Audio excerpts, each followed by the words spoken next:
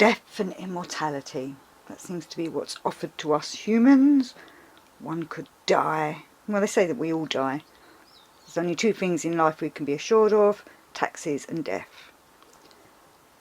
Well, the reason I'm talking about death is because the other day I was talking to someone about all that's been going on, and they'd gone and had their flu jab, and I'm like, oh, okay, that's fine, you know, whatever, have your flu jab.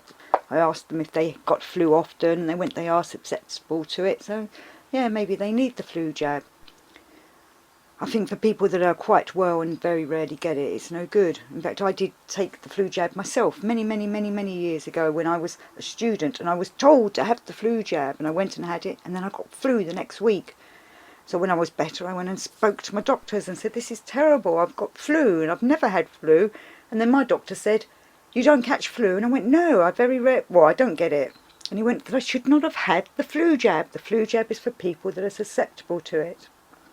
Anyway, now we've got all these worries and concerns about the vaccinations coming. And my friend, who is looking forward to having the vaccination, is clapping her hands with glee that the vaccination could be coming, kind of shocked me when I asked her, I said, why don't you go out and enjoy your life and just get on with things? Because she's hiding away in her house because she doesn't want to catch COVID or corona or the plague or whatever you want to call it.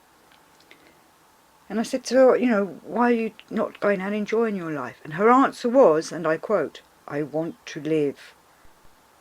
I was shocked. I want to live. Well, of course, we all want to live, but death comes to everybody at some point. And I suppose I come from the point of view of when it's our time to go, that's when God's called us back up, or the divine source has called us back up.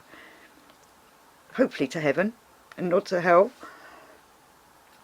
Everybody dies, yet we all have this need to live forever. We all have this belief that we have eternal life. And I suppose with religion in one's life, whatever religion or faith that is, we often have to become aware that we will die because we'll be returning to our God, whoever that is. And what surprised me about this woman who said, I want to live, I did think she had a faith, and obviously I started talking to her and realised that no, she has no faith in anything but the governments and the world as it is, and that she is living her life just following it, doing what everybody else is doing, rather than living a life as she should be living her life. Or what am I trying to say here? Don't copy everybody else, pave your own path, do what you want to do. And then I forget that some people don't have that strength to do that, don't have that belief that they can do that. They've been either indoctrinated from a young age that they must follow everybody else and do what they're told. You know, maybe inside there's that little rebellious nature that wishes for them to be able to live the life that they want to live. But yet is it because they don't want to be ridiculed by others? Well, those that ridicule people that are different are sheep themselves and wouldn't dare take a chance in anything, because they want to do what everyone else is doing, so they follow the crowd so that they are not ridiculed. So normally the ridiculers are people who would never take a chance, would never do anything, and probably wouldn't help you in any way other than something that's for their own benefit, because they don't want to do anything that would be looked at as different from what everybody else is doing. Being part of the crowd, keeping up with the Joneses and all that. Well, death comes to us all at some point. We all want to live. Let's try and live our lives as best we can and do what we feel is right without hurting anybody else.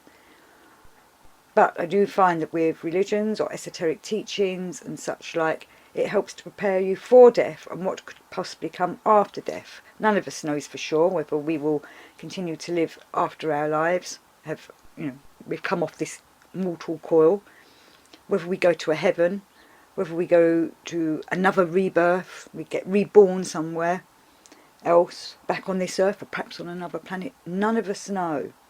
None of us know whether after death that's it. There is no more. We never, ever, ever exist ever again, because it was just that one chance. Whatever your belief is in death, it's something we must consider all the time. Not all the time, like we should be aware of it. We should know that one day we are going to die. And having that kind of belief factor in ourselves, well, it's not a belief factor because it's a fact. We know we're going to die at some point. Death is inevitable. Then we need to, one, enjoy our lives and live our lives as best we can. And two, be prepared. Be prepared for death. Don't live this putting off everything till tomorrow because we think we've always got tomorrow. We could die any day. You could get run over by a bus tomorrow. You could catch the plague tomorrow. Hopefully you'd survive if you did catch the plague. I don't think that many people really are dying from it, but that's controversial. I know. Just enjoy life. But at the same time, keep in the back of your mind, one day you will die.